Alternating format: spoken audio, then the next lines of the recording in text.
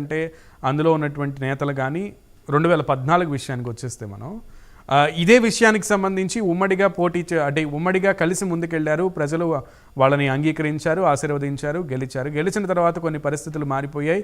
And Pawan Kalyan కొన్ని సందర్భాల్లో బయటకు వచ్చి కొన్ని విషయాలను బహిర్గతం చేశారు. నేను బాబు గారు మాట్లాడుకున్నది మా ఇద్దరి మధ్య ఉండాలి, కానీ బయటకు ఎలా వెళ్ళింది అనేది ఒక ప్రశ్న అని చెప్పి ఒక సందర్భంలో చెప్పారు.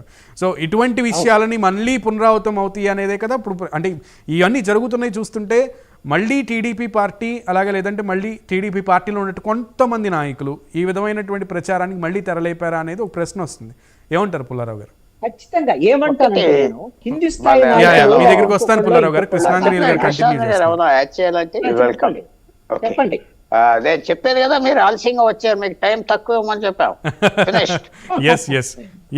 చెప్పండి పుల్లారావు గారు. సో మెయిన్ థింగ్ ఏంటంటే మనం పాత హిస్టరీలో చూసింది 2004లో చంద్రబాబు నాయుడు బీజేపీతో పొత్తు, 2004లో 1999లో అప్పుడు ఆయన చాలా క్లియర్ గా తెలుగుదేశం పెద్ద నాయకులకి ఇదిగో పొత్తు, మనం త్యాగం చేయాలి, నన్ను నిలబడవద్దంటే నేను మానేస్తా, అలా కేకలేసాడు. మీరు ఇష్టం వచ్చినట్టు ఇది పొత్తు, మనం మొదలుకి వెళ్ళాలి, అది ఇది కుదరదు అన్నాడు. 24 36 సీట్లు ఎన్నో ఇచ్చాడు బీజేపీకి, నాకు కరెక్ట్ నెంబర్ జ్ఞాపకం లేదు.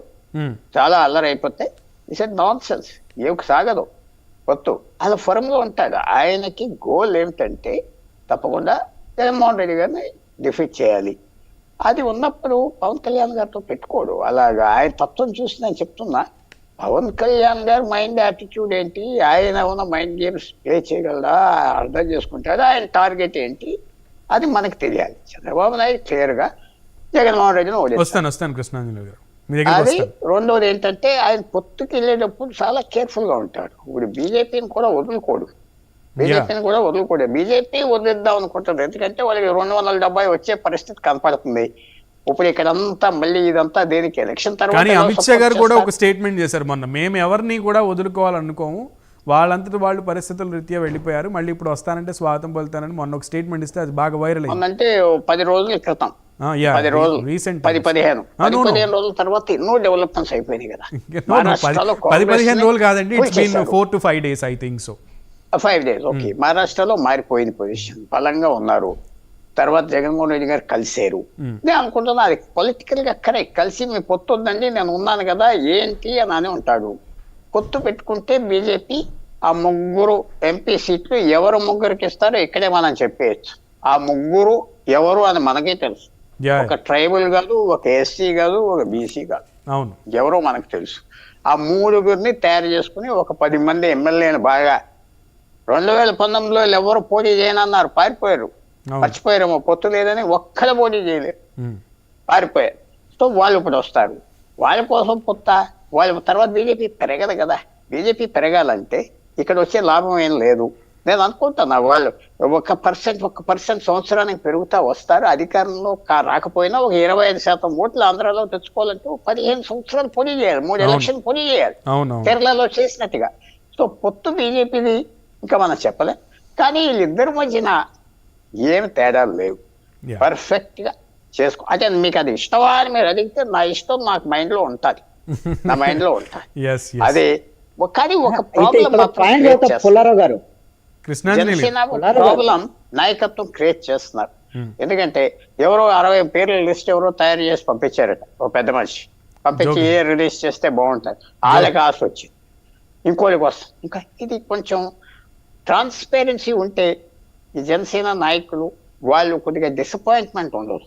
డిసప్పాయింట్మెంట్ అంటే అవమానం పడతాం, మనకి చెప్పలేదు, చెప్పినా బాగుంది, అది వాళ్ళు చూసుకోవాలి. కృష్ణాంజనేయులు గారు, you are about to say something. ఇక్కడ ఒక అంశం అండి, పుల్లారావు గారు ఏం సర్టిఫికెట్ ఇస్తున్నారంటే ఇద్దరు నాయకుల మధ్య ఏ విధమైనటువంటి భేదాభిప్రాయాలు లేవు అని. నేనేమంటాను అంటే భేదాభిప్రాయాలు ఉండేటువంటి విధంగా పార్ట్నర్స్ వ్యవహరిస్తున్నారు, అది కూడా కీలకమైన నేతలు అని నేను అంటాను. ఎందుకు ఈ మాట అంటున్నానంటే జరుగుతున్నటువంటి పరిణామాలని నేను చెప్తున్నాను. నిన్న పవన్ కళ్యాణ్ ఒక స్టేట్మెంట్ రిలీజ్ చేశారు. ఏం రిలీజ్ చేశారు? చాలా స్పష్టంగా పొత్తుల విషయంలో మీకు ఎవరికైనా సరే ఆ అభిప్రాయ భేదాలు ఉంటే మీరు నాకు నేరుగా చెప్పండి, ఎక్కడ స్టేట్మెంట్స్ ఇవ్వద్దు అని జనసేన పార్టీ నాయకులందరికీ ఆదేశం జారీ చేశారు. నేనేమంటానంటే నిజంగా ఫెయిర్ గేమ్ అంటే అదే నియమాన్ని తెలుగుదేశం పార్టీ కూడా పాటించాలి కదా.